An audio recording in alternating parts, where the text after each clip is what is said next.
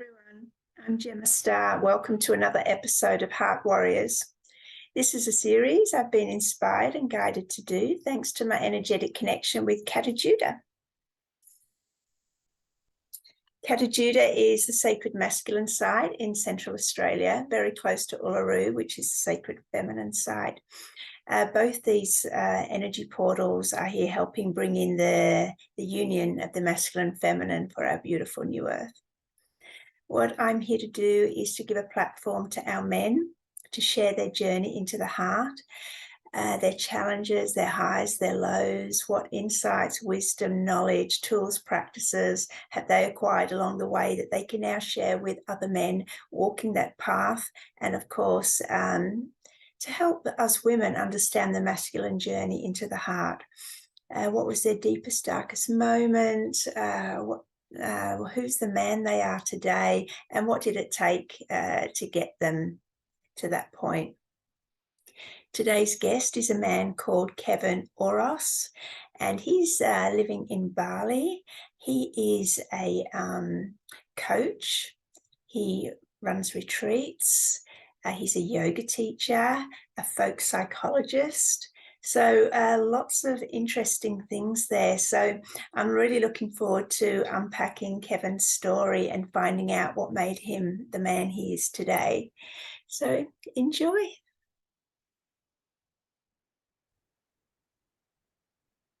Hello, Kevin Orosz. How are you today? Doing great, Gemma. Grateful to be here. Oh, wonderful. And am I right in saying you're in Bali at the moment? I am. I'm in Ubud right now. Do you live there? No, just passing through. Home is Austin, Texas. We'll be back in a few months. Oh, okay. Oh, wonderful. We're pretty close then. Right. Awesome. How would you describe the man you are today? What adverbs would you use? Like, who are you? Yeah, great question. Who I aspire to be is, a bard, a philosopher, a speaker, a visionary. And, that's what drives me to do what I do: coaching, speaking, leading events, facilitating, and creating content. That's what I'm here to do. And those are the gifts I was given, so I'm using them the best of my ability. Awesome. Wonderful. So let's go back and see how this journey unfolded for you. Can you take us back to a challenging place in your childhood and share with us what was happening? Yeah, I mean, as a child, I was very shy and very internal, and I didn't really, I always had one best friend, but I wasn't very social, and so I kind of retreated into my own world.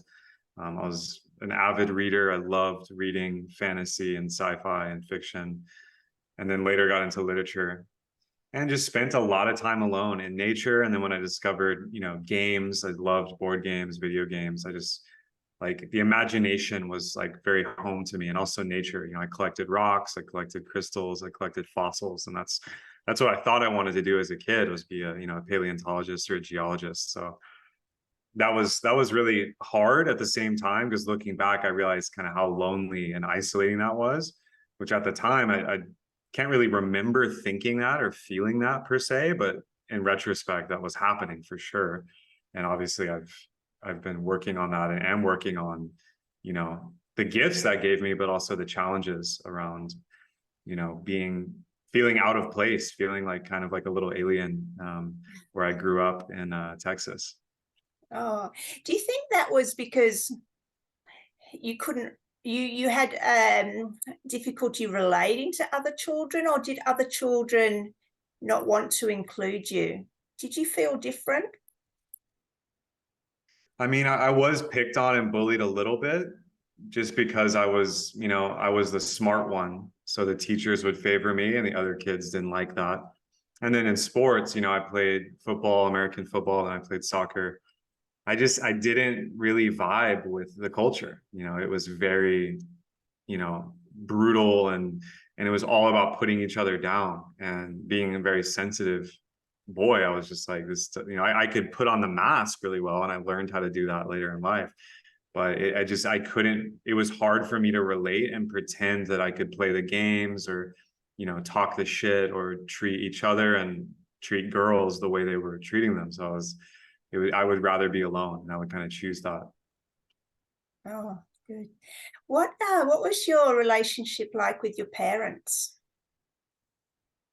Yeah, I mean, my dad was he was always good cop in a sense. Like, he loved sharing sports with me and my younger brother, and he was very encouraging. So he recognized, my intellect and my interests and always encouraged me to do that, and was just really a cheerleader for me. And so I'm very grateful for my dad and my mom as well. But my mom did, love to give more tough love and be a little more critical. And, I know she was trying to shape me into the man she saw, but I did learn how to, be avoidant with her as well, because I didn't feel safe a lot of the time with her, criticism. And then also, their marriage was very rocky, and they weren't very in love, and they were talking about divorce when I was very young. So I didn't feel very stable in the household, and later turned into kind of the peacemaker, or the person that was kind of holding the rest of the emotions for the family to keep it all together, which obviously came with gifts, but a lot of challenges as well. Yeah, I'm interested what you said about your mum was trying to shape you into the boy. She, is that right? She was trying to teach you to be a man, or shape Yeah, I mean, your. it was very like backwards, where like, I mean, my dad taught me a lot about sports and like business and things without even trying, and he was very loving. So like I did learn a lot from him, but my mom was more like the one trying to go in and, you need to do this, you need to go to a good university, you need to get a good job, who are you dating? Like, let me meet your girlfriends. It was very much like that kind of anxious energy. And I know she has good intentions, and I love her, and it's, our relationship today is obviously very different, but yeah, it wasn't working for me, and I don't think she could see that for whatever reason. Yeah, no, the reason I'm interested in it, obviously, there's a whole lot of single mums out there. I was one too. I raised two boys, now young men, and we do the best we can. But I'm interested from your perspective now, if you could speak to single mothers, or mothers who are mainly, in raising their children, what advice would you give to them to raise boys into healthy young men? Yeah, I mean, I get this question so much from single mothers online and in my work.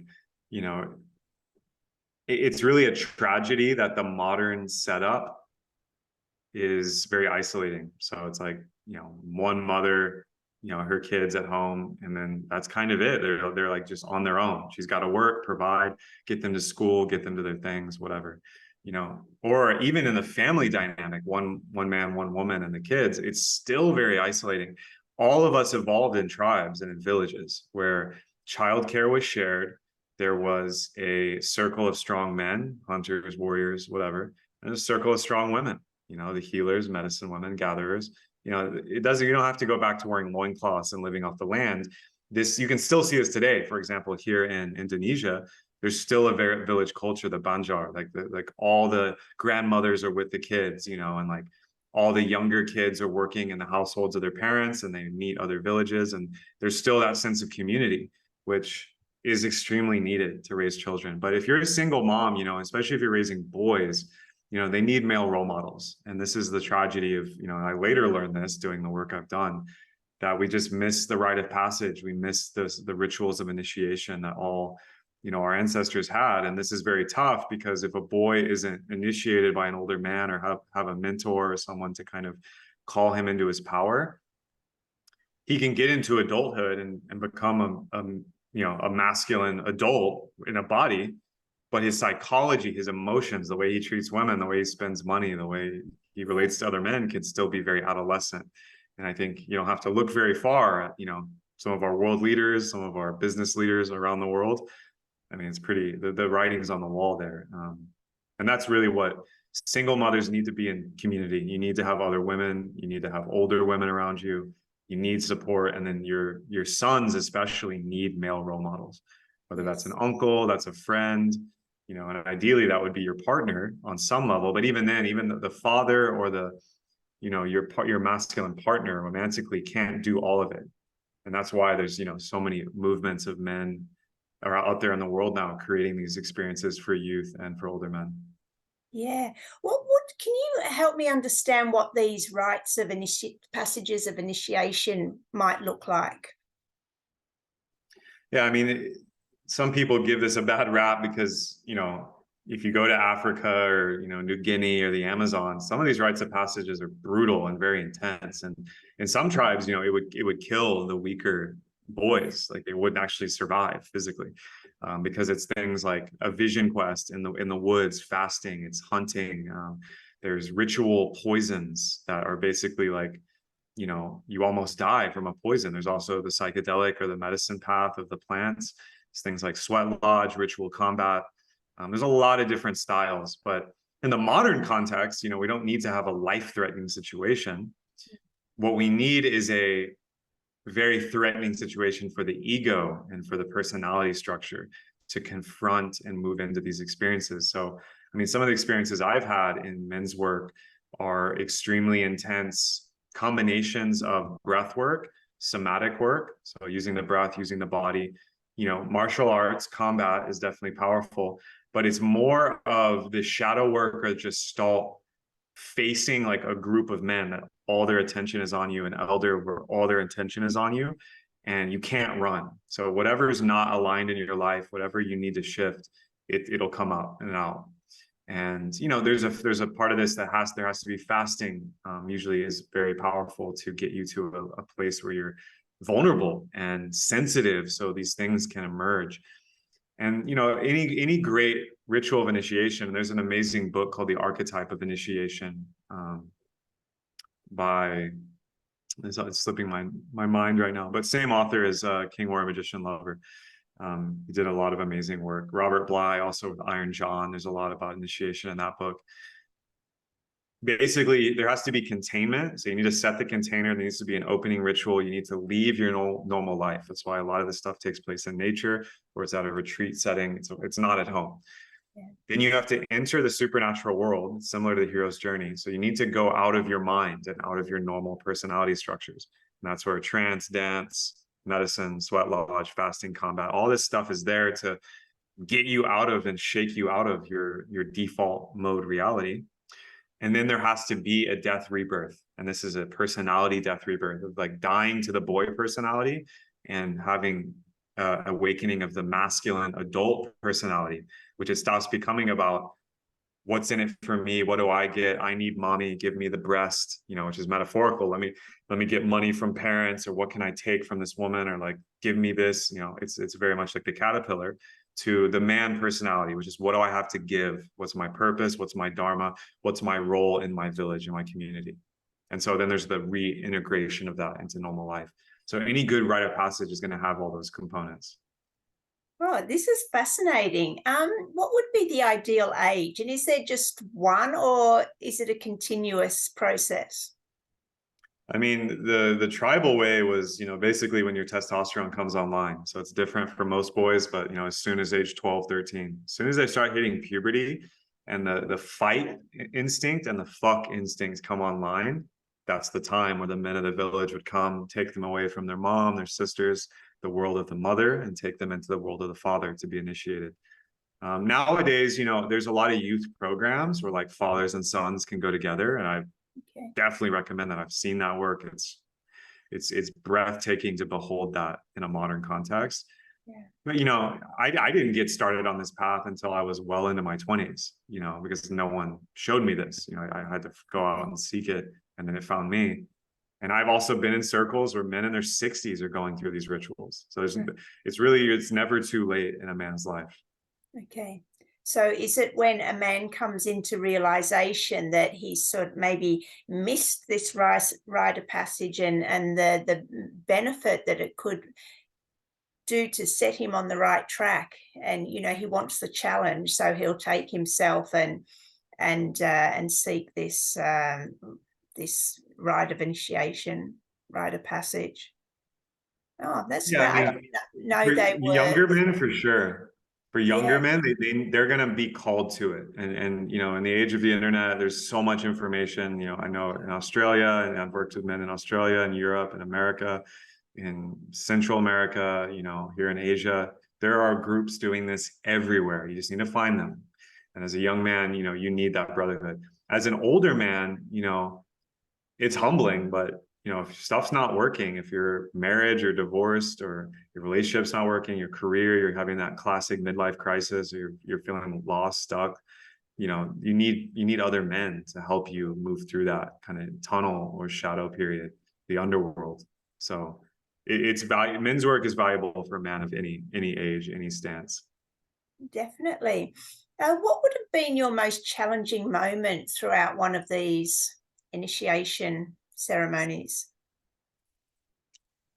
I mean, there's so many. I mean, there's the physical challenges. So, you know, in some of these groups I've been a part of, you know, from dusk or from dawn till dusk, there's no food. So it's like full fasting, and you're doing hard physical labor. You're doing breath work. You're doing combat, you know, and I had a rib broken. I had injuries, you know, it's full on. So there's the physical, like, you know, similar to the military, there's the physical rite of passage, which is very important. So that for a lot of men, even myself being, you know, athletic most of my life, it pushed me to my edge where I was like, I can't go further, which is not true, because you do, and you discover how much energy you actually have. But I think the more intense stuff, which I've faced more in plant medicine ceremonies and in the shadow work, is the psychological, emotional edges. So when you hit pockets of unfelt pain, you hit pockets of unfelt rage or grief, you come into healing and forgiveness with past partners, you know, parents, family, whatever. You know, that stuff is so intense. Not only to just feel it, which is a whole trial on its own, but to feel it in connection with other men, Yeah. who are seeing you, touching you, holding you, and just loving you through it, but not coddling you, not mothering or fathering you per se.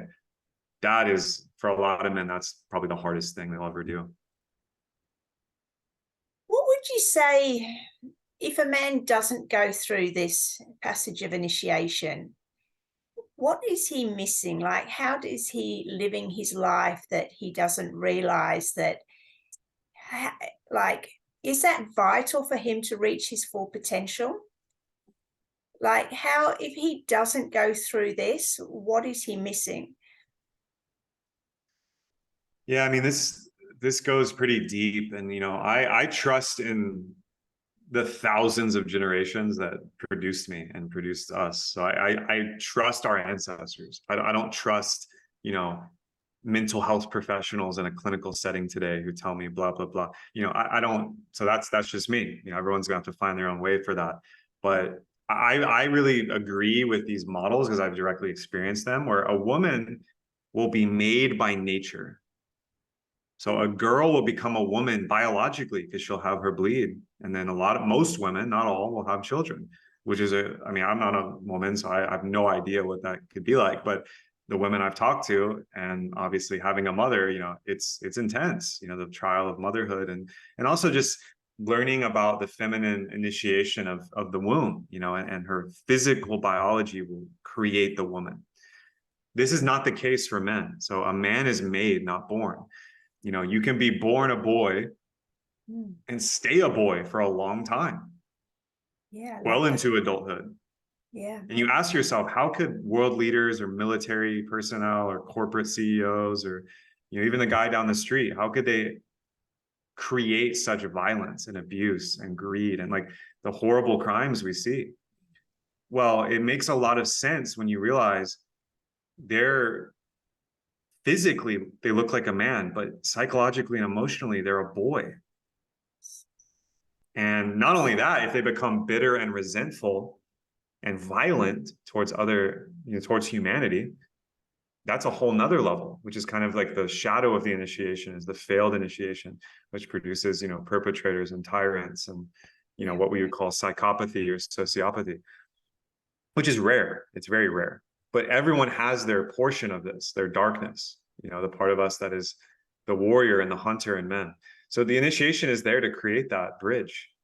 Right. Here's where you put your violence. Here's where you put your libido, the proper placement is in service to your community, not to burn it down. So the violence is there to protect and to guard the other men, women, and children and the elderly and protect your village.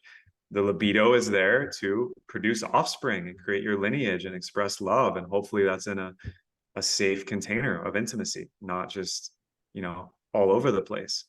Mm-hmm. So there's a part of it that becomes about holding the energy of what it is to be a man and the right use of that energy, which our world is starving for right now. Definitely. Yeah, I love that, Kevin. That really makes sense, and I can totally relate, through my experience with men. Um, you've called your episode "The Masculine Hero's Journey," and seeing we've touched already on the difference between the feminine and the masculine. Have you got anything more to add to that to explain why it's different from the feminine hero's journey? Yeah, I mean, the hero's journey, which Joseph Campbell, described by studying mythologies and religions and, stories basically from all parts of the earth, all parts of the world, all times and places. There's this unique thread, right? And we all are on it just as human beings, right? We're born, we find our surroundings. We're like, what's going on here? We ask, who am I? What am I doing here? Who will I go with on my journey? And then we go out into the world. And whether you leave your hometown or not, you're going out into a hero's journey, right? And you're going to encounter challenges and trials, and you'll meet friends and maybe even enemies, and you'll face the dragon or the demon or whatever in the cave of the underworld, which is unique for everyone. And then you'll find treasure, also where your fear lies. And then you return to your village, you share that, you become a community leader, you become a giver of this information, or you embody it. And then you just keep doing that. Our life is a spiral, right? We're always on these journeys. The feminine journey is different though, because, a lot of women will have a masculine hero's journey as well, because we all have masculine, feminine parts of us. So a lot of women, especially if they're very career driven or purpose driven, or they're artistically, creatively driven, their hero's journey will look somewhat like that masculine hero's journey. The feminine, the heroine's journey, is often of relationship and social glue in the community and motherhood and nurture and the mystery arts of the feminine, which is the oracle, the priestess, these archetypes of the feminine knowledge and healing and that well of creatrix. And that's unique to women. That's unique to the feminine. So we have to honor that. And I think a lot of women have been conditioned by society to act like men with their careers and how they show up. And that isn't serving most women, in my experience.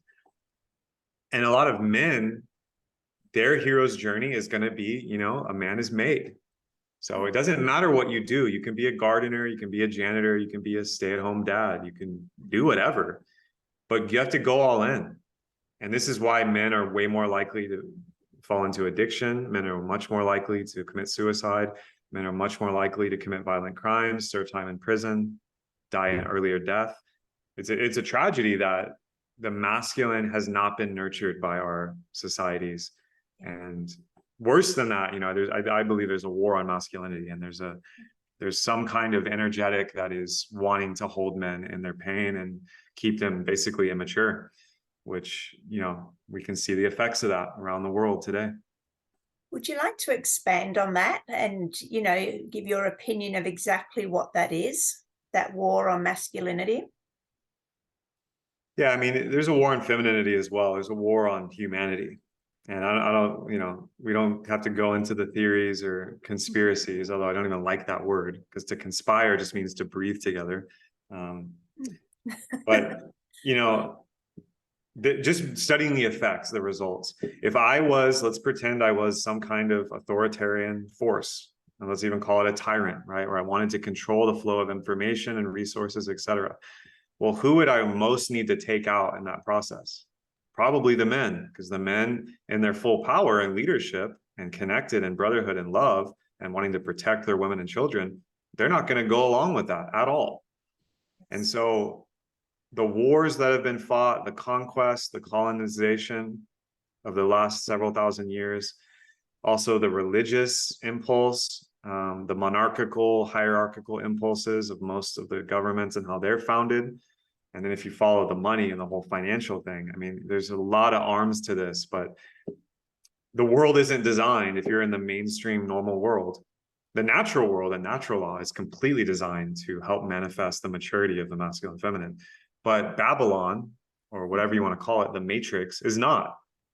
And we can see that, you know, go to any major city in any part of the world and you will see men miserable, working jobs they hate, essentially in a form of modern day slavery, and their life force is suppressed or repressed, and a lot of them are just kind of coping just to get by, and they're doing the best they can. They're still raising sons and daughters, they're still in love, they still protect their communities to provide, they're still doing it. But my God, imagine if they were supported and nurtured in their masculinity, and these rites of passage were made available, and brotherhood was normalized, and men's mental health was normalized, and then relationship health was normalized, sexual health, intimate health. I mean, we're looking at a completely different world. So how can, well, society or women or other men help to support and nourish men that's not being seen at the moment in society? Like, you know, you said they're not being nourished and supported. What can we do more of to help? Yeah, you know, it's just start with where you're at, you know, whether you're a man or woman, you know, and you have a partner or not, who are the 5 people closest to you? What's your immediate surroundings and village? And, you know, check in on people, encourage people to seek support. I believe all men need a circle of brothers. They need brotherhood. All women need a circle of sisters. They need sisterhood. It doesn't mean you need to go to a bunch of retreats or events, or, you know, you can, but you just need that connection and prioritize it. Like, make it a thing. Go and seek that. And do it intentionally. It's not just having a beer and watching football. And it's not just, you know, gossiping or shopping, you know, speaking to like the shadow or the kind of the normal way to hang out with the bros or the babes. You know, you have to like make this intentional. Talk about what's real for you. Someone has to go first and be vulnerable. Someone has to lead and be like, hey, this is what's alive for me. And like, I feel overwhelmed, or I feel stuck, or, you know, whatever. And just start there, start having conversations. And then if someone's really in trouble, or there's a crisis, or someone's really stuck and they need support, you know, go out and seek that. I guarantee you, in your community, not that many, you know, steps away is going to be someone who is doing this work or knows someone doing this work and can get you support. And we just need to normalize that. We need to rebuild the village. We need to rebuild community, and men and women connecting and actually loving and supporting each other beyond the workplace, beyond, you know, just hanging out on the weekends, like as an actual common thread through our lives. Yeah, I love how you highlighted, you know, just having 5 people connected, and, you know, maybe those 5 people interconnect with, you know, another 5. And so if we all had that support system, it'd be wonderful, because so many men feel isolated and alone that, yeah, just consciously aware of having 5 people you can reach out to. I love that idea.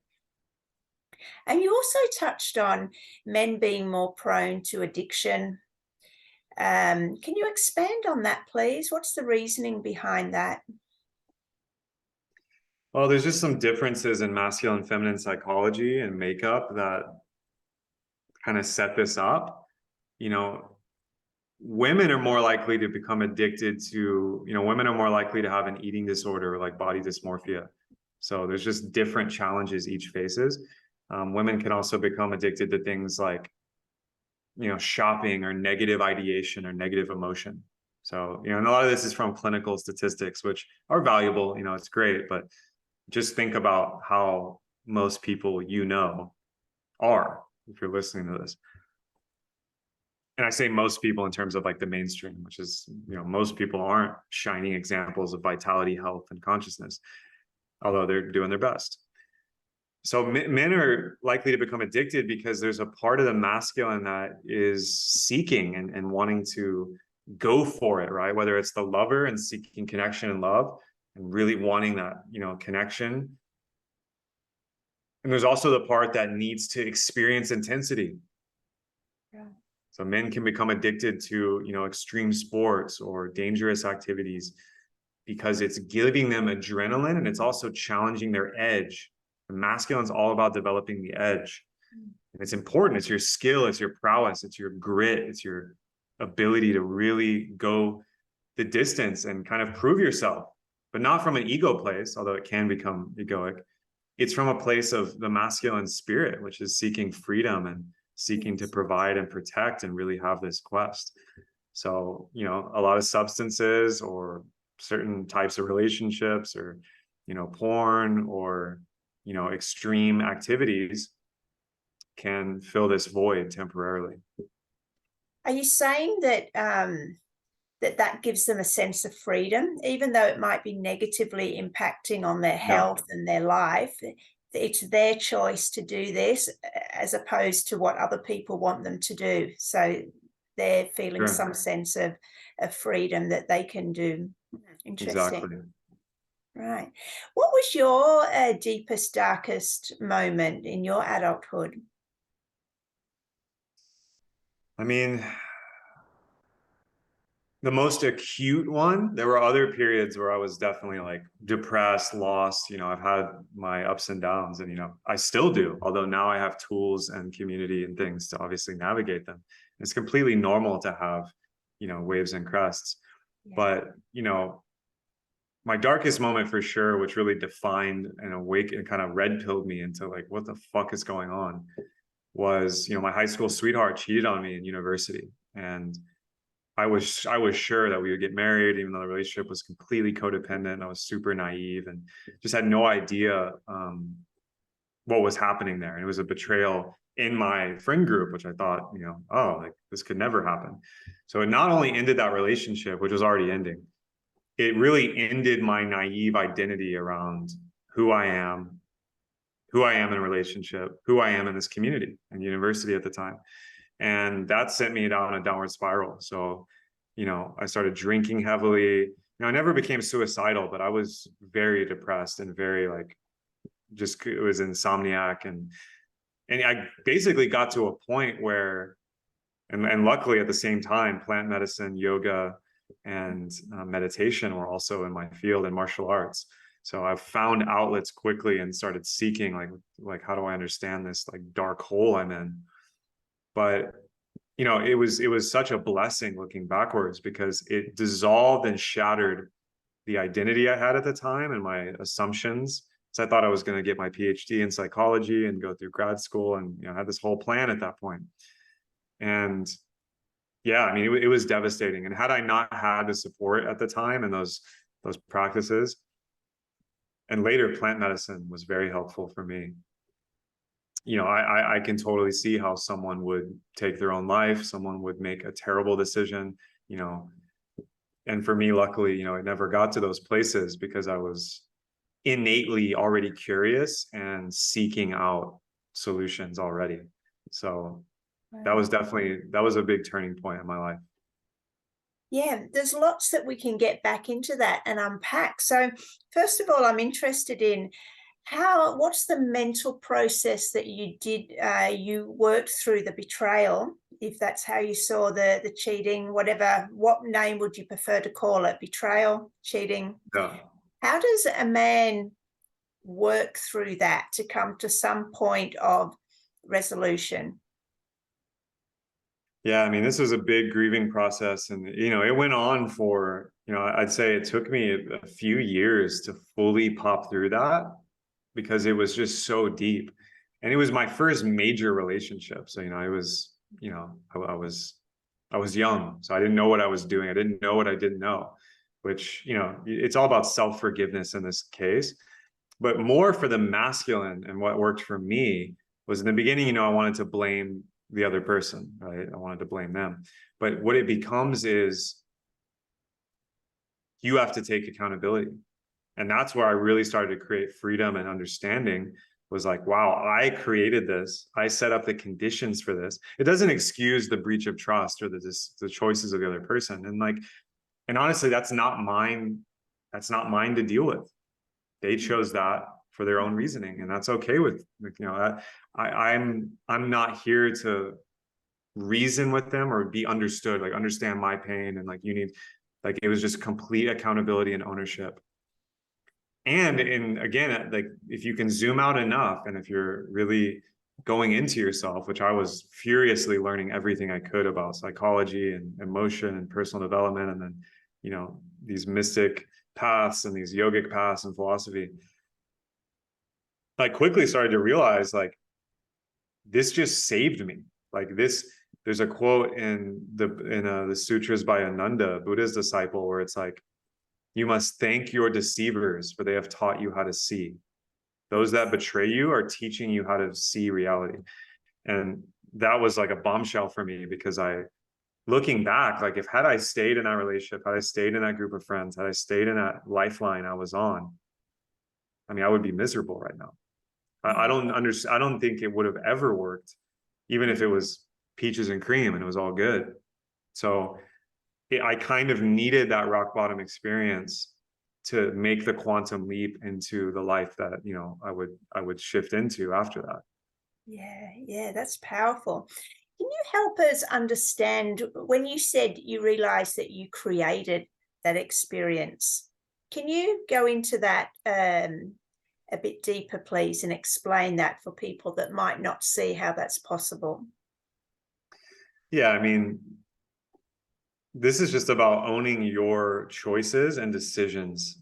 And, you know, they say your thoughts create your reality, or your focus, you know, creates reality.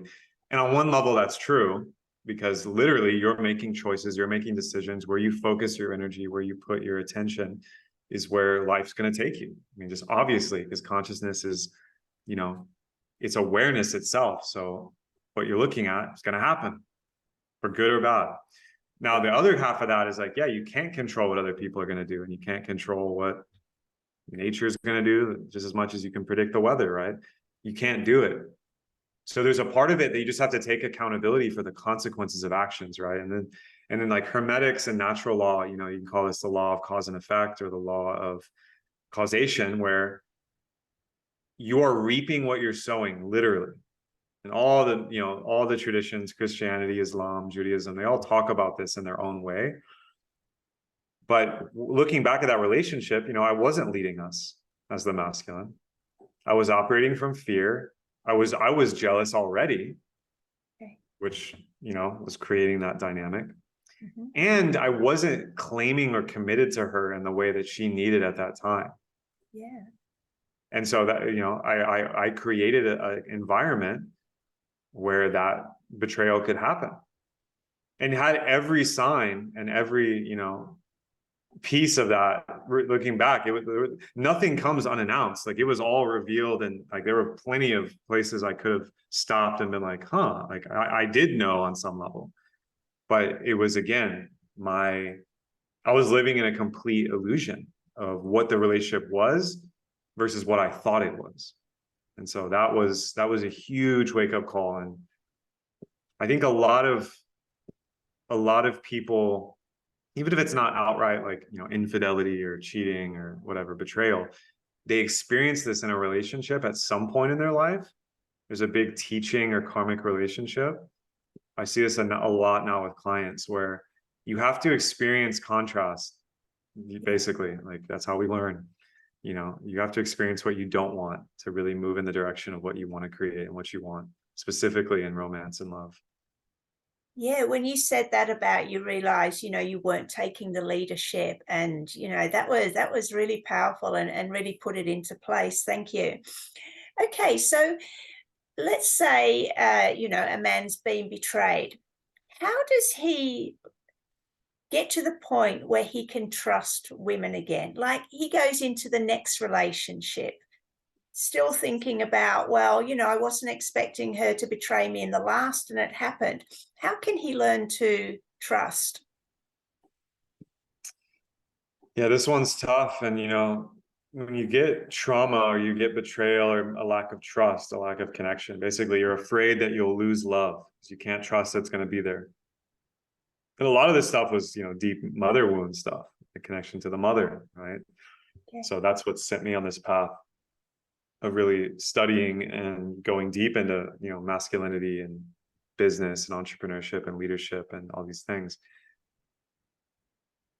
The only way to heal the trauma is to heal it in connection, heal it in the environment in which it was created. So the only way to heal trust issues is in relationship. Can't do it alone. Can't do it in your head. Can't do it in even in a ceremony or in your heart. It has to be done in connection. So it did take me a long time, but you know, eventually I dated again. I had amazing relationships after that. And there were times where that pain came back up of like mistrust or betrayal, sometimes very accentuated in extreme ways. And the partner I had at the time, thank God, was able to hold me in that, even if they didn't, you know what was happening. And even with them not even holding space per se, but just not breaking connection, it just healed on its own. Have you got any specific like tools, practices for the men that are going through this now? You know, they've been betrayed, they've been cheated on, they really want to open up to a new relationship and have, you know, a great experience, but they can sense this is holding them back. What are the key points that, or practices, tools that they need to do to get to a point where they can now go into a new relationship and, you know, open their hearts to love? Yeah, I mean, comes back to brotherhood. If you have strong men around you that are calling you up, inspiring you, challenging you in healthy ways, that's going to help a lot, because that's going to help build your frame and your prowess and help you understand from a masculine perspective and relating to other men, that dynamic inside of you, right? The wounding, the trauma, how to move emotion, how to relate to that energy. And then when you're dating or when you're with the feminine, you know, you need to learn how to communicate. So understand what didn't work in the past and strive to correct that with your action, words, behaviors now. So learn about emotional language, learn how to identify your emotions in the moment, and then communicate them from a place of ownership without projection, blame, without shame, without, you know, drama. And then, you know, just got to put in the reps, go on dates, practice, have boundaries, have a clear vision. As the masculine, you know, you probably want to be initiating, leading the connection, having vision, you know, really dating and courting a woman in the way that you wished that past relationship could have gone. You're literally healing your past by creating your future. And when things come up, and they will, take ownership of them. Tell your partner and ask them if they're available to be with it. And if they're not, you know, take space, get support, ask for help from someone outside of that woman or partner. And don't be ashamed of doing that. Own that. That's how the only way you're going to heal. Yes, yes, love it. Love it. Thank you. Let's talk about men and emotions, feeling emotions. Now, if I'm right, you're a yoga teacher. Is that right? So, I mean, I don't teach much anymore, but yeah, I'm certified. but just to have I've done a that lot of that. awareness, because I know, you know, I do a lot of yoga and I just very aware of the body and, you know, presence and emotions. So I'd love to hear it from the masculine viewpoint. The healthy way to feel emotions, process emotions, recognize emotions, because some men, you know, are still not recognizing emotions. Can you speak to men about emotions? Yeah, I mean, when you were a boy, right? If you're, you know, ask your mom or ask your dad or ask your siblings, you know, when you're a child, you just expressed emotions immediately in the moment. You stubbed your toe, you got mad, you screamed, you raged, you had a tantrum. You know, someone broke your toy or, you know, didn't do what you wanted to do, you got sad and you maybe cried about it, or you whined, or you experienced, you know, some kind of emotional release. And it was just happening. And the emotions there, energy and motion, emotions are just energy. They just come and they go. They're arising and then they're receding. And they're always happening. Now, at some point as a man, you had to learn how to become more stoic or suppress the emotion, suck it up, got to get the job done, solve the problem, you know, do the thing, which is valuable. That's actually very valuable because men are ruled by logos, are ruled by logic and reason. So our head, you know, it can be a very strong stance and place, and that's sacred. That's amazing. But you can't discount the heart and, you know, the realm of the emotional being, which you are an emotional being. All humans are. So as a man, you know, it helps to, yes, become sensitive to the body. Practices like yoga, meditation, breathwork, qigong, all these practices, which I explored a lot, helped sensitize and ground my energy so I could relate sensations. Oh, like most emotions are just sensations in the body. Yeah. It's all happening in the body. It's all somatic. Issues are in the tissues. You have to feel it to heal it. You know, there's all these little cliches and adages we have that are true. So you have to find your way to that. You have to find your path to that. When negative emotion comes, you have to have a tool to deal with it.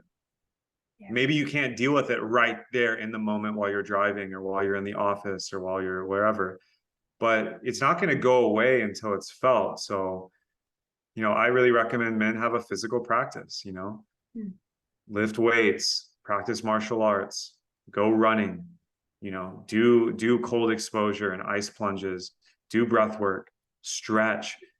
The emotion will, you can express it through your movement if it's a small emotion, or through your art and creativity if it's a big emotion. So men that tap into creativity have a place to channel emotion. Obviously, you can channel it through sexuality, sensuality with your partner, which is probably the best place to move it.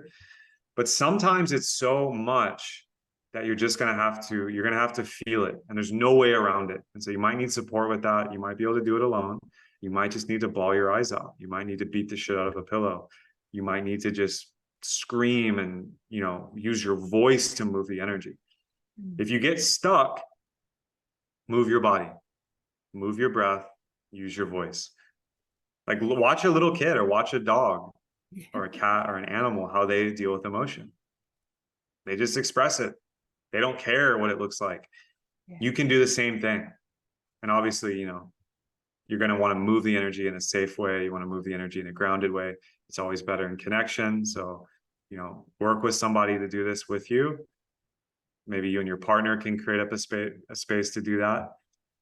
Other men can create a space to do that. It may not be easy, but you already know how to do it. It's just, you know, will you allow yourself to feel? Wow, that's great. When did you get into yoga? Yeah, I mean, it's funny because I majored in psychology and philosophy, so I was really into Eastern philosophy in university, and I started reading the Yoga Sutras and Nagarjuna and, you know, Patanjali and some of these characters, and I was like, this is amazing. And then I finally took an actual yoga class with asana, and I was like, this is incredible. And then years later, you know, in California, I started really getting into yoga, and then years after that, I actually backpacked through Asia and went to India. And so I actually found a teacher in a school and got certified and went really deep, and then started teaching yoga and, you know, had private clients and teaching workshops in Los Angeles after that. And so that was really my first path into entrepreneurship and what really set me up to later do personal training and then get into coaching and then really get deeper into the philosophy side and, you know, the more meditative pranayama mystical side of the yoga lineage, which I still to this day is one of my favorites. Now, would you say that yoga is for everyone? Because there's a lot of men that say, hey, I can't do yoga, you know, thinking you've got to be really flexible or, you know, move your body in a certain way. What do you say to those men? Yeah, I mean, you know, when I was training yoga, when I was teaching it, the vast majority of teachers and students were women. And there's a reason for that. It connects more with feminine energy on some level because it's about awareness. Yoga, the word yuj in Sanskrit just means to yoke, which means just a union, create a union between the mind and the body, or the spirit and the body. And, you know, that can be a more feminine practice in a very masculine, modern, corporate, hustle-based world. So a lot of men will struggle to get into it, or they're not as flexible, right? but you just haven't found a style of yoga that you like. The yoga teacher I had, who was trained by a Iyengar himself, was super hardcore. It was like militaristic, like very intense, hatha yoga, vinyasas. It was full power. It was, I mean, flexibility was part of it, but it was much more like strong breath, strong physicality. So I enjoyed it. It was like masculine bliss for me. A lot of men just haven't found a yoga they like. And that's fine. Like if you're not called to it, you're not called to it. I think a lot of men will be more well served lifting weights or doing martial arts if they're more masculine dominant. Yeah. No, I like that, what you said about, because yoga isn't just sitting there in bliss. It's a lot of hard work. I mean, I do the Bikram, and I find a lot of men choose to do that one because it is more physically challenging, so it is really just a matter of looking at the different kinds. As you said, which would you say are the top ones that if a man is considering doing yoga that he could consider? Yeah, I mean, hot yoga, Bikram yoga, if you're into that, you're into the challenge, it's like a sweat lodge and a yoga class together. I think a lot of men do like that. Yeah. I know a lot of men that are into more of like, there's different schools and types, but it's like power yoga or warrior yoga, where it's a little more like calisthenic or it's a little more intense physically. That can be really powerful. Some men actually need more of the breathwork side or more of like the kind of Tibetan style yogas or not tantric, but they're more about altered states and like even Kundalini yoga. I know some men really like that because you can go deep into the mind and the consciousness. And so it's really about what you're looking for. If you need a workout and you need to move your body, yoga may not be the best as a man. If you want to build more of your, prana or your chi, your life force, if you want to explore your mind, explore your body from a more holistic perspective, I think it's extremely powerful, even if it's just something you do once in a while. Yeah, I love that. Thank you. You also mentioned plant medicine. How important was that to your journey? And if someone wanted to explore that a man that had never explored it before, where would you say to start? Yeah, I want to preface this by saying, none of this is medical advice, and I'm not a, trained facilitator. I'm also not, a lineage holder of all the amazing indigenous folks that have brought us these medicines. So all that being said, you need to find someone you trust. You need to have a facilitator and guide that is trustworthy and vetted and that you build a relationship with.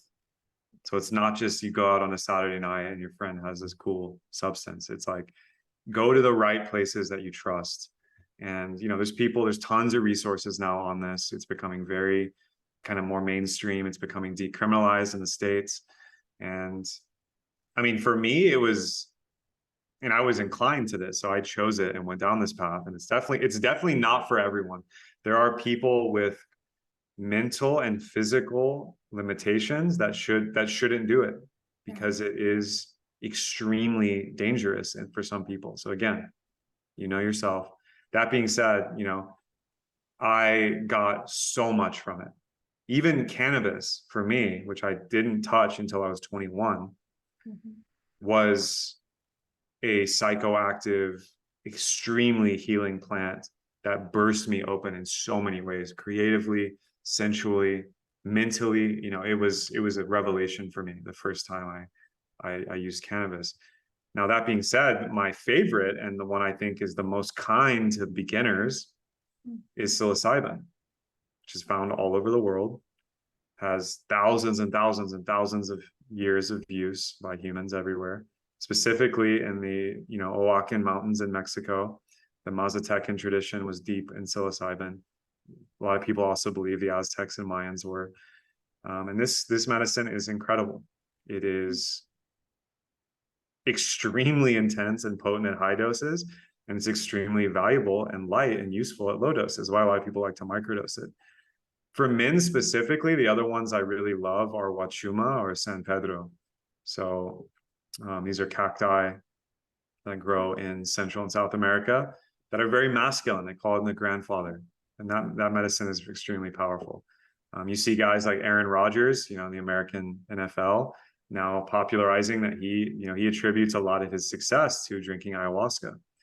Oh, So, interesting. you know, again, I would personally, none of this is medical advice or, you know, any kind of advice that is professional, but I personally, my opinion is I would only use plants. I would only use plants with an extremely experienced guide and facilitator that you trust and you build a relationship with, not just, you know, oh, hey, like, and three, you want a plant or facilitator or style that has been used by ancestors and has a long lineage where Yes. there's songs and intention and real power behind it. And it's not just a recreational thing. It's also not just, you know, something you don't understand. You need to understand what you're getting yourself into. This is extremely powerful magic and medicine that these plants have for us.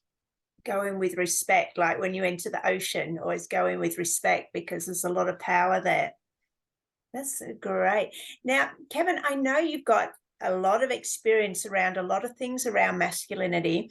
We've got about half an hour left. Where would you like to take this conversation? What would you like to talk to men out there about that you can offer some help or some insight into the masculine journey? Yeah, I mean, there's really no substitute for having a strong, definite vision and purpose for your life. Right. That's where all of this is leading. Okay, great. So as a man, like that's part of the masculine experience. If you're in a human body and you identify as a masculine being, you are going to need to figure that out on some level. Again, it doesn't have to be grandiose. You don't need to become a professional athlete or a prime minister or something, but you do need to get clear. What do you want? What are your skills? What are you good at? Who's your community? Who do you want to serve? And then how do you want to show up in that way? You know, do you want to be a father? Do you want to have a relationship? Do you want to leave a legacy? What's the legacy you want to leave behind? What do you want to give to your children or your, you know, your community if you don't have children? And that's a big question for a man. It's lifelong. You're never going to figure it out and be like, oh, I've arrived. Now I can relax and retire and just play golf. That's a form of dying while you're living. Yeah. So all the great men I know and look up to, living and deceased, you know, this is where they put their North Star. And so, you know, start now. As a boy, as a child, you naturally did it. At some point, a lot of us gave up our dreams or we kind of settled for a certain lifestyle because we need to pay the bills or we need to provide for our family or we need to do whatever. And that's good and sacred. Of course, you want to be a provider. Of course, you need to, you know, have stability and create order in your life. But if there's not a guiding purpose or principle that you as a man are creating, it's going to be tough. That's where the, you know, a lot of the suffering, a lot of the self-sabotage, you know, and just not living fulfilled comes from. So is there any easy way for a man to discover his mission if he's locked in this sort of 9 to 5 job, paying the bills, got children, you know, a mortgage, and he's like, oh yeah, that's easy for you to say, they're living in Bali, you know, how do I get out of this rut I'm in and actually live a life, a mission that, you know, is more fulfilling, that I can leave a legacy? Totally. What can he do? Yeah, I mean, I get this all the time, and I even get hatred and resentment and, you know, online trolls, and, you know, I get it. Like I have compassion. Like it fucking sucks. Like a lot of the restraints of finance and resources and then time and your energy in the modern world, it sucks. I get it. But at the same time, when you look at someone, you know, you can look at me and be like, oh, easy for you to say, traveling the world, living in Bali, whatever. I have my own set of problems I'm solving.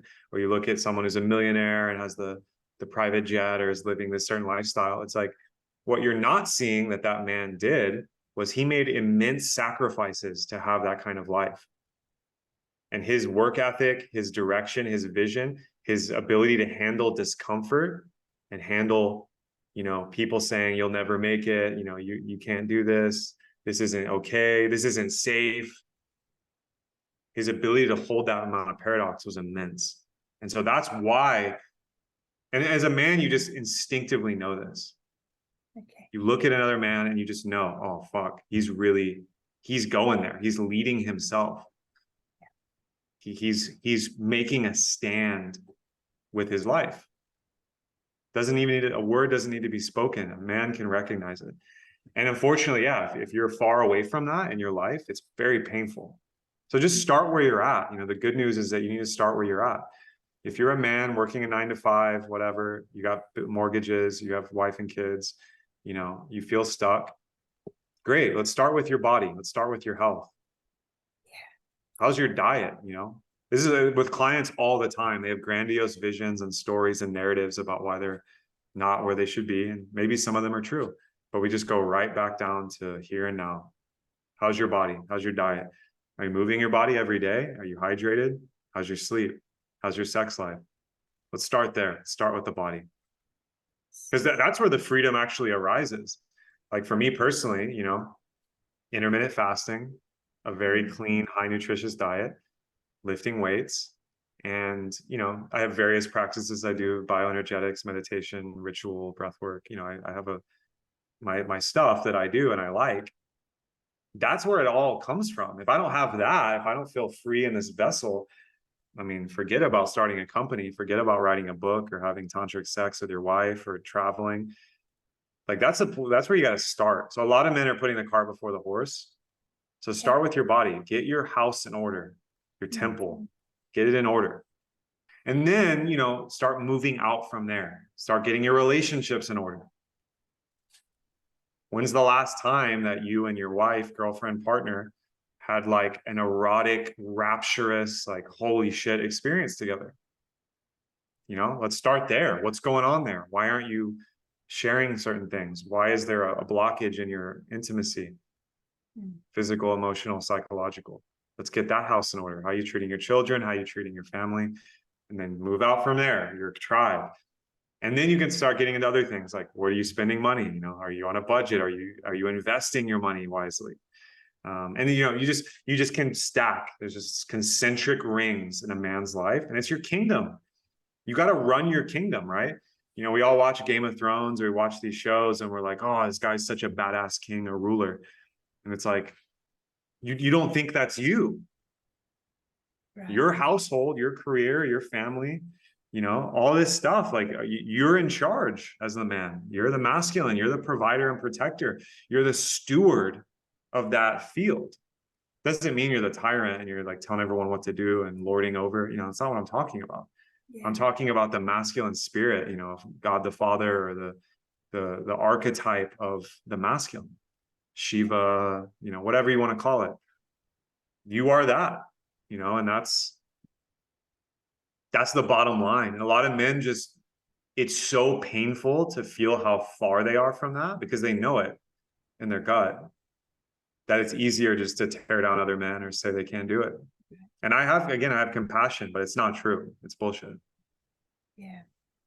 Yeah, I love that what you said about stepping into healthy leadership. And that's not about control, is it? So can you explain to someone, to a man, how to step into leadership without having to control the external world? How does a man do that in a healthy way that so a woman will receive his leadership?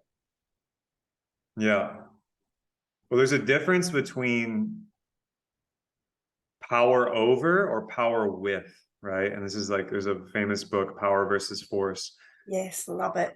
You want to cultivate power, not force. Force is great in acute situations. You still need force sometimes. Someone breaks into your home and threatens your family. Yeah, you want to use force, like defend, protect. But most of the time, you don't need to use violence or coercion or manipulation or, you know, all this stuff that people get canceled for and what people call toxic masculinity, which is real. Like some men out there are abusing their power and they're not leaders, they're tyrants, which means they're just afraid. A tyrant is a man who can't get his needs met. So he doesn't trust that his woman or his colleagues or his employees or whatever, his subjects, will do what he needs to get his needs met so he can feel safe and feel like the kingdom or whatever is running. So he has to abuse and betray and use fear as a way to control. And it doesn't work. Nobody likes that. Mm. That's why most tyrants are always watching their back. You know, Stalin, Hitler, these characters, they had secret police policing secret police. They couldn't trust anyone. They lived in a kind of hell. Jordan Peterson describes this really well. He's a great man of our times who's studying totalitarianism and what went wrong with some of these folks, and, you know, speaking from the masculine spirit of true leadership, which is power with. True leader goes first. True leader is leading by example. They're not lording over people or trying to force them to do what they want. They just go first, and they have prowess, they have intelligence and skill. And if they demonstrate that, their woman, their brothers, their children, their community will just naturally follow. Not from a place of like, oh, you're so great, I'm going to give up my power to you. No, it's a primal thing. You know, this idea of the alpha male has been bastardized, but a true alpha is the most humble and sensitive, but still powerful. He's still not going to put up with bullshit, still able to set boundaries and put down law, but they're the one going first. They're the one taking on the energy for the group. So that's why they become the leader. And that's what we want to see with our masculine leaders. You know, whether it's just you versus you have to lead yourself first. Yeah. And then you in your community, you at work, you in your marriage, whatever. I love that. Yeah. And I know you work a lot with polarity too, is that right? Yeah. So let's talk about masculine, feminine polarity. First, you could give us, please, a brief description for people who maybe are unaware what it is. And what is that polarity dance? How can men step more into their masculinity, that they can do this polarized dance with the feminine?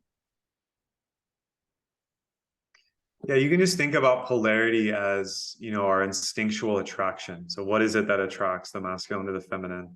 What is this dance of yin and yang? You know, that's what polarity is. It's nothing more than that. Now, there's tons of nuance and energy, and, you know, we all have masculine and feminine energy. So there's an interplay between that. And also this will play out for same-sex couples or, you know, non-binary folks. So some men have a more feminine essence. Some women have a masculine essence. Some folks have equal, or they don't identify with that. Cool. It still works. Polarity still plays out. That's the feeling of attraction and the erotic energy and pull that you experience on a really good date, or when you're making love, or when you're running a household together, you're doing stuff together, and like, it's there, it's palpable. And it's in our DNA, it's in our bones. It's not something you have to think about or create. Now, there are like guidelines and laws and like philosophies that are really helpful. And that's what I just launched a program where I'm taking men and women through this of, you know, how to play the game of attraction, how to date better, how to do courtship. And, you know, it's pretty simple. There's a lot of nuance, of course, but it really boils down to masculine leadership and feminine surrender. It boils down to the masculine being really good at initiating, setting the parameters and boundaries, sharing the vision, bringing forth the claim energy, the masculine desire to unite with the feminine. Yes. And that's what women love and crave, even if they won't admit it. And for the feminine, it's all about that magneticness, right? The attraction and desire of a responsive, open-hearted woman who can receive and surrender to the leadership, which is not a place of being disempowered. That's the most powerful stance of a woman. Some women have this idea from society that they need to act like men to be powerful. And the strong, independent woman kind of narrative is really running rampant these days, especially in the West. And a lot of these women, unfortunately, are, you know, single or unhappy or, you know, not sexually fulfilled. You know, it's in the biology. The masculine penetrates and directs, and the feminine receives and surrenders. And surrender, again, is not weakness. It doesn't mean, oh, I surrender, I lose. No. We're talking about receptivity and the yin essence. Think about yin, Shakti, life force, chi, whatever. That's the feminine. Feminine creates life. Feminine fills a space with emotion and charge. When a beautiful woman walks in a room who's fully in her feminine, no one can look away. We've all experienced this. The men are just, they just like, they can't look away. And the women will also feel, wow, I want to know her. I want to be close to her. Yeah. That's polarity. Same thing when a very powerful man who has strong eye contact and strong posture, and his voice is powerful and he's very direct. He's not kind of, oh, I don't know, wishy-washy, you know, oh, I'm just going with the flow, you know, I'll pick you up sometime, we'll go out on a date, you know, no. The strong masculine man, women will just, their hormonal physical system is coded with millions of years of information to, yep, that man's going to protect my children, that man is going to be a good lover, that man is a leader in the tribe, he's probably a good hunter, whatever, you know. This is really deep ingrained stuff, and I think a lot of people have kind of forgotten this. They've forgotten what they know. Yeah, and I, as a woman, I totally agree with that. What's the biggest dating tip you can give to men that are struggling on maybe dating apps, or, you know, finding a woman that will even accept a date or want to go with them? How can they improve their experience? It's very, very simple, not easy all the time. It's to be decisive. So if you're on a dating app or online, the goal is not to chit chat on the dating app. It's to get them off the dating app as soon as possible and meet them in person. Yes. So set a time, set a place, pick her up, and pay for dinner or whatever you're doing. That's it. That's the formula. And then be decisive and open and honest about what you're available for, what you want, and let her know that you want that, and be clear. And then let her come to you with the rest. Let her share her desire, let her signal what she wants, pay attention to her body language, pay attention to her words, you know, look her in the eyes, you know. That's basically it. The rest is going to be, you know, you can trust yourself that you can get through the rest. It's just that kind of initial energy is tough. And then, you know, if there isn't a second date, or you get rejected, quote unquote, or, you know, it doesn't work, just receive that information, move on. Don't make it mean something. Don't get stuck in, like, you know, chasing or unrequited energy. Yes. Be in integrity, and be like, okay, move on. Go That's spend great. time with your brothers. Right. Yeah. Wow. Is there anything else that we haven't touched on that you feel is important to share? I feel like we got a pretty stacked list here. I can't really think of anything else. I mean, Right. I can't reiterate enough how much the world is starving for decisive male leadership. That's I so mean, the fact that we even have to have this conversation, Gemma, is evidence that, yeah, I mean, what's going on? It's the and classic saying of, you know, strong men create easy times create weak men create hard times, then hard times create strong men. We're somewhere in that cycle. You know, I think it's obviously different for everyone, but we are in a big, you know, chaotic moment in history with what's happening in the world. And I think it's going to become more intense. And how do you deal with chaos? Well, one way is you surrender to it, you learn from it, and that's important. You also need to create order. And what creates order is the masculine, and strong male husbands, fathers, sons, leaders are needed. It's so true. Kevin, what would you say is your number one daily practice that you've incorporated into your life that you know really wouldn't want to be without? I mean, it's some kind of moving my body. You know, it's really that simple for me. I mean, there's all kinds of like other practices that are, you know, I love breath work. I'm also you know, I tone and use my voice. I'm a poet, and you know, I rap, I freestyle, like that for me, my voice is a lot of it. So even speaking for me, you know, I'm blessed in that I get to speak for a living in a lot of ways, Yeah. whether it's coaching or recording content or whatever, teaching. So that's a big part of it for me. So that also incorporates with writing. So if it's writing or speaking or recording audio, that's really important for me to flex and use my mental energy and my physical energy together to work with thought and energy and emotion. But yeah, physical, like I need to be hiking, walking, I need to be lifting weights, I need to be stretching, I need to be using, I love hot cold therapy. That if I couldn't do anything, I just need to move my body. That's great. What is can you explain what breath work is and how that helps a man? I mean, women too, but where maybe men are new to this and like, well, okay, well, what's breath work? Yeah, I mean, breath work it's ancient, it's getting high on your own supply. It's the most readily available altered state that we all have, is literally changing your breathing pattern. That's it. Deep breaths, short breaths, quick breaths, slow breaths, breath holds, whatever. There's all kinds of ways to do it. I teach this in my online course, Flow State Mastery. I have a whole module on breath work that I like.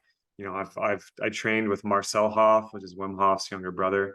Wim Hof's done a lot for the world to bring breath work out and share it. So there's tons of free trainings on his stuff on YouTube. It's really simple.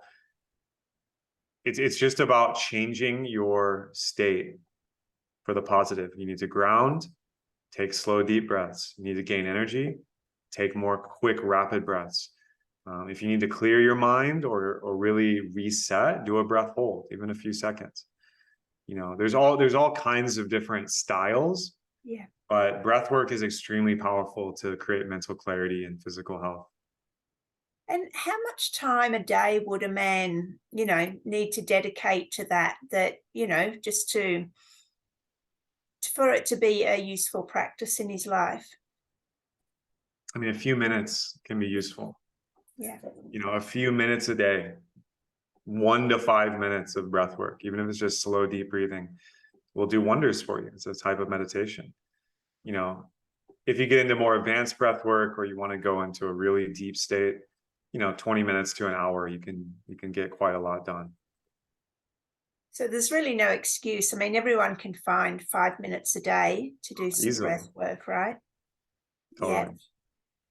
And we might put one of those, of course we'll put all your links in the description too, but those ones that you mentioned on YouTube that were free, we might also drop one of those links in the description below. That's great. So are there any final words, Kevin, that you want to say to the men out there? I mean, just really grateful for the invite, Gemma, and heart warriors. That's what we need. Warriors that are direct and strong and have the ability to be dangerous, but they're using that strength from the heart to love and protect humanity, not harm it, because we have enough of that going around. So yeah, I mean, reach out to me. Anyone watching this, you can find all my work online: Facebook, Instagram, YouTube, my name, KevinOrosz.com. This is really powerful work, and I didn't really choose it. It found me. And obviously I'm standing on the shoulders of giants and have my own learning and mentors and community that is doing this work, and it's growing fast. And so I'm very optimistic about the future. Yeah, and a lot of men are becoming aware that it's okay to seek external help. It's okay to seek the brotherhood. It's you don't have to be there alone. I mean, even there's a lot of online groups, but obviously physical are probably, more impactful. But it's definitely a growing awareness. Would you agree? Totally. I mean, it's getting more and more popular and mainstream now to, Yes.